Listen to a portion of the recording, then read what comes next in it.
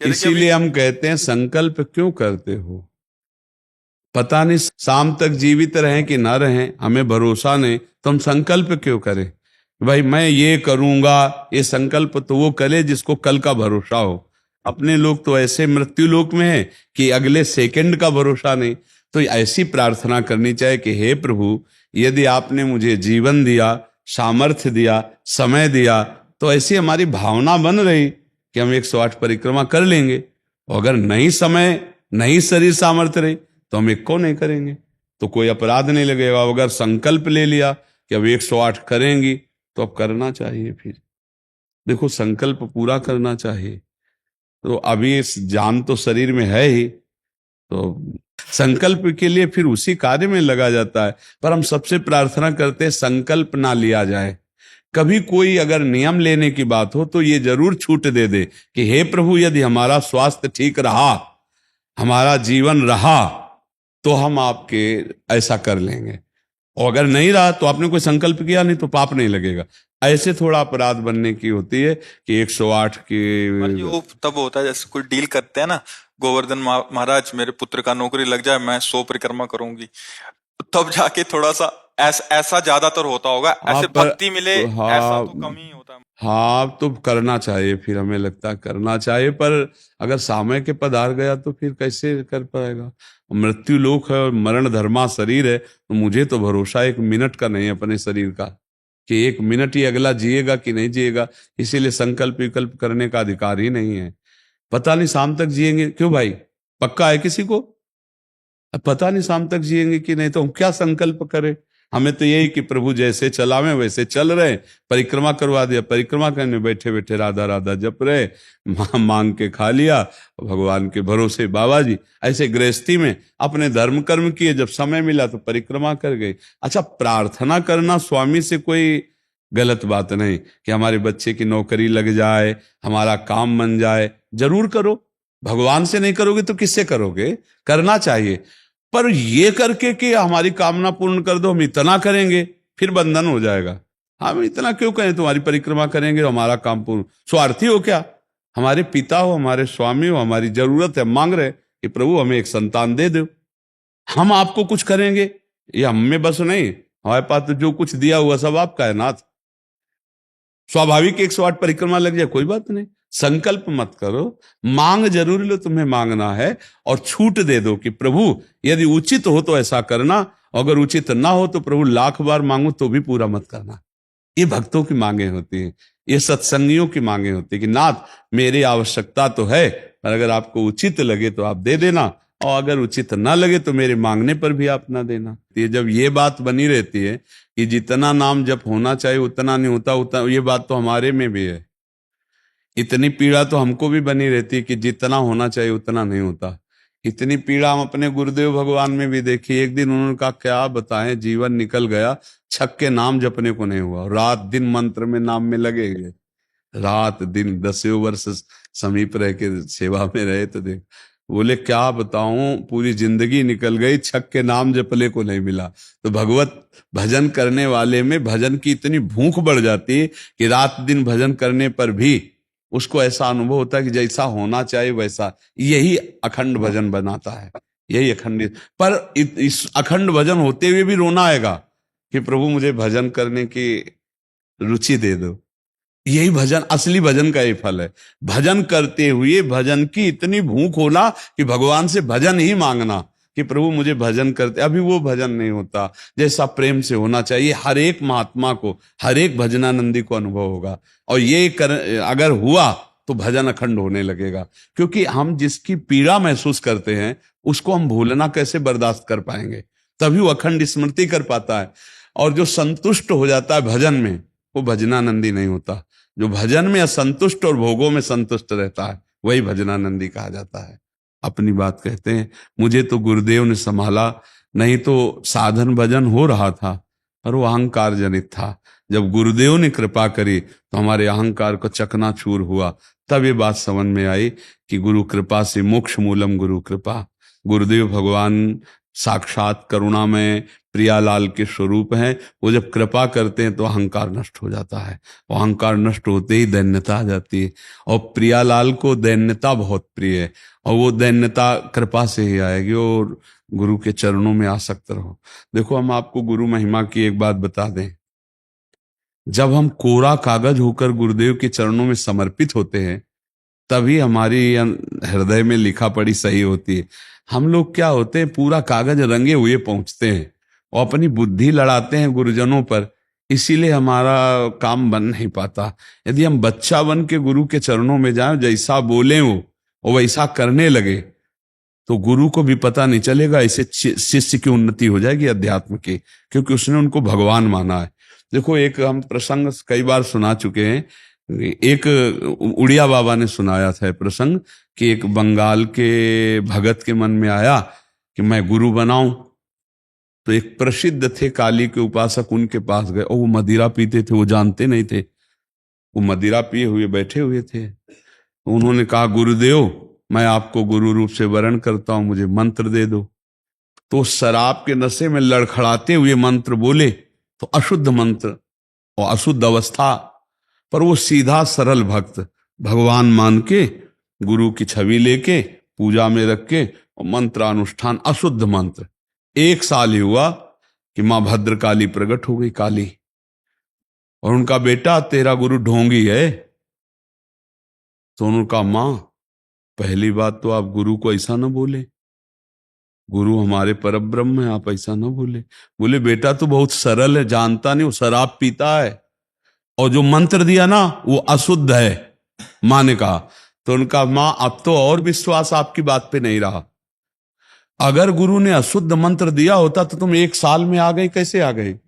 बोले, बताने आई हूं कि मंत्र अशुद्ध है। तो उनका, मां, मैं अपनी गुरु निष्ठा और गुरु मंत्र को नहीं छोड़ सकता, आप जाओ।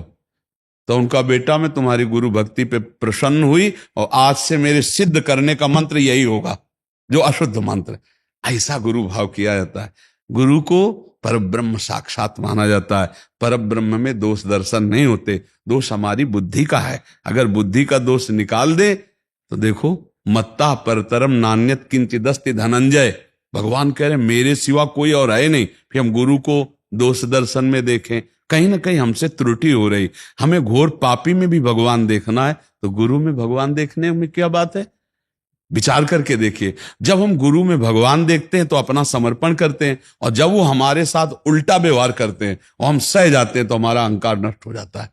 वहीं वहीं रहकर उसको चोट पहुंचने दो अहंकार को, और अहंकार जब मिटिया मिट हो गया, तब कृपा उदय हुई, तब समझ में आया को हो साक्षात परब्रह्म गुरुदेव हैं। गुरुर् ब्रह्मा गुरुर् विष्णु गुरुर्देव महेश्वरा, गुरु साक्षात परब्रह्म तस्मै श्री गुरु।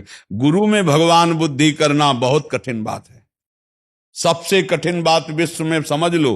गुरु में परब्रह्म बुद्धि करना, और गुरु में परब्रह्म बुद्धि नहीं तो कुछ भी कर ले, अहंकार नष्ट नहीं होगा।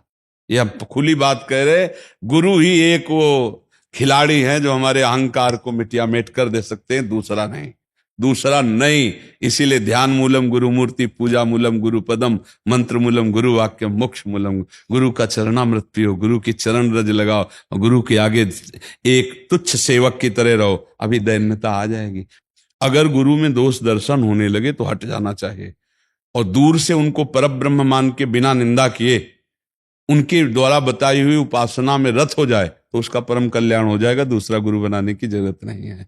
परमात्मा प्राप्ति के लिए गुरु कृपा है। हम तो आपको हाथ उठा के कहते हैं कि गुरुदेव की कृपा के बिना एक कदम नहीं चल सकते, एक कदम भी नहीं चल सकते।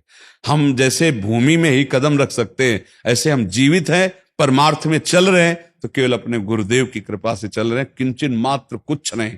केवल वो ऐसे पकड़े हुए हैं तो हम चल रहे हैं, अगर वो ऐसे छोड़ दें तो धम्म से गिर जाए। गुरु कृपा ही केवलम, गुरु कृपा है। वो दैन्यता गुरु कृपा से आती। महाराज जी, धन्य भाग है आपकी कि आप दैन्यता चाहते हैं। हाँ, परम कृपा है वैष्णव आचार्यों की। बस चुपचाप चलते रहिए, किसी की निंदा मत करना और किसी के दोष दर्शन मत करना, बस इसी से दैन्यता आ जाएगी। और दैन्यता में रोना आता है, जैसे अब आपका है, दैन्यता में रोना आता है कि मुझ जैसे अधम पर इतनी कृपा, श्री कृष्ण की, महाप्रभु की, गुरु की, तो वो हृदय निर्मल होता चला जाता है। जब रुदन होता है ना प्रभु के, उसमें इससे ज्यादा और किसी तीर्थ में नहीं पवित्रता है जितनी रुदन में पवित्रता है।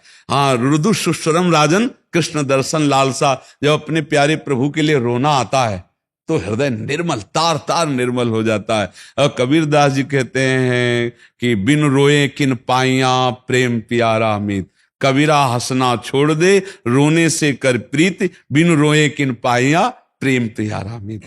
पर भगवान की 3 प्रकार की लीला है, एक है सृजन और एक है पालन और एक है संहार, और तीनों लीलाएं होंगी, पक्का होंगी। जैसे सृजन जरूरी है, पालन जरूरी है, ऐसे विनाश भी जरूरी है। तो देखो, इस शरीर को कहा गया विनाशी और इस लोक को कहा गया मृत्यु लोक। तो भाई देखो, जो जन्मा है उसका शरीर छूटेगा, जो हमने कर्म किए उसके अनुसार हमें भोग मिलेंगे। अब हम भगवान से भजन के बल से, उनके प्रार्थना के बल से हमको क्षमा याचना करवा सकते हैं। तो अपने पुत्र के लिए, अपने कल्याण के लिए, अपने परिवार के कल्याण के लिए, समाज के मंगल के लिए भगवान का नाम जप करे, भगवान से प्रार्थना करे, दूसरों को सुख पहुंचाए, धर्म पूर्वक आचरण करे, तो निश्चित मंगल होता है। हाँ, बहुत अच्छा है। देखो, यशोदा मैया स्वयं भगवान लाला के रूप में आयला, तो गौ की पूंछ से झाड़ना और ब्राह्मणों को बुलाकर स्वस्ति वाचन कराना, दान देना, मेरा लाला कन्हैया सुरक्षित रहे। क्योंकि बड़े बड़े आक्रमण हुए ना, पूतना है, तृणावर्त, अघासुर, बकासुर, तो मैया घबरा जाती थी कि दुनिया की बलाएं हमारे लाले के पीछे काहे पड़ी। और अच्छा, माँ को अपने पुत्र का महान स्वरूप दिखाने पर भी दिखता ले, क्योंकि माँ है ना, उनको तो लगता है मेरा लाला है, तो बार बार वो परेशान हो जाती थी। और स्वयं भगवान की रक्षा के लिए भगवान के नाम का प्रयोग किया, केशव भगवान बाजुओं की रक्षा करे, ऐसे करे, ऐसे। तो हमें लगता है भगवान का नाम जप और धर्माचरण, दूसरों को सुख पहुंचाना, और इसका फल मेरा पुत्र सुरक्षित रहे, मेरे पुत्र की बुद्धि शुद्ध हो, मेरे पुत्र को कभी विपत्ति ना हो। तो ये देखो, माँ में बहुत बड़ी सामर्थ है। अगर माँ तपस्या और पूर्वक अपने पुत्र को चाहे तो अजर अमर बना सकती है। मंदालसा माँ ने यही कहा था, मेरे गर्भ में जो जीव आएगा उसे भगवान से मिला के रखूंगी, उसे भगवत प्राप्ति, और ऐसा ही किया। देखो, गांधारी जी ने जे भी सुना कि धृतराष्ट्र हमारे पति होने वाले वो अंधे हैं, तो पट्टी बांध ली। जब ये समय आया कि अब युद्ध होगा ही पक्का, तब गांधारी जी ने कहा, बेटा मैं तुम्हें बहुत प्यार करती हूं, तुम मेरा बेटा है, पर भीम के सहयोगी श्री कृष्ण तू मारा जाएगा, इसलिए जा, तू नग्न होकर मेरे सामने आ जा, मैं पट्टी खोलती हूं, तेरा शरीर वज्र का हो जाएगा, मृत्यु ही नहीं होगी तेरी। अब भगवान तो भगवान ही है। अब वो आ रहे थे नंग धड़ंग दुर्योधन, तो भगवान ने देखा उनका, अरे यार तुम इतने बड़े होकर बच्चों की तरह नंगे घूम रहे हो। तो उनका माँ ने कहा, जब बच्चे हो कम से कम कमर तो ढक लो इतना। ओ ऐसे पत्ता लगा के, ऐसे गांधारी ने जी ही आंख खोले, ऐसे दे उनका, ये पत्ता क्यों लगा लिया? उनका, माँ तुम्हारे सामने नंगा कैसे आऊं? अरे उनका, धोखा कर दिया तूने, अब जितनी दृष्टि मेरी पड़ गई, तेरा शरीर वज्र का हो गया, गदा या किसी भी प्रहार से नष्ट नहीं होगा, लेकिन तू कमर से मारा जाएगा। यही से कमजोर हो गया। क्योंकि और भगवान अपने भक्त का प्रण पूरा करवाने के लिए जब द्रौपदी को दिगंबर करा रहा था ना, ये सभा में लाभ जंगा ठोक रहा था, तो भीम ने यही प्रण किया था, इसी जंगा को तोड़ूंगा। अगर भगवान भक्त की वचन रक्षा ना करते और वो पूरा वज्र का शरीर हो जाता तो तोड़ नहीं पाते। इसीलिए भगवान ने, तो मां में कितनी सामर्थ्य है। आप देखो, अधर्म युक्त चल रहा है, लेकिन मेरा बच्चा सुरक्षित रहे, आंख की पट्टी खोली, पतिव्रता, तो वज्र का शरीर कर दिया।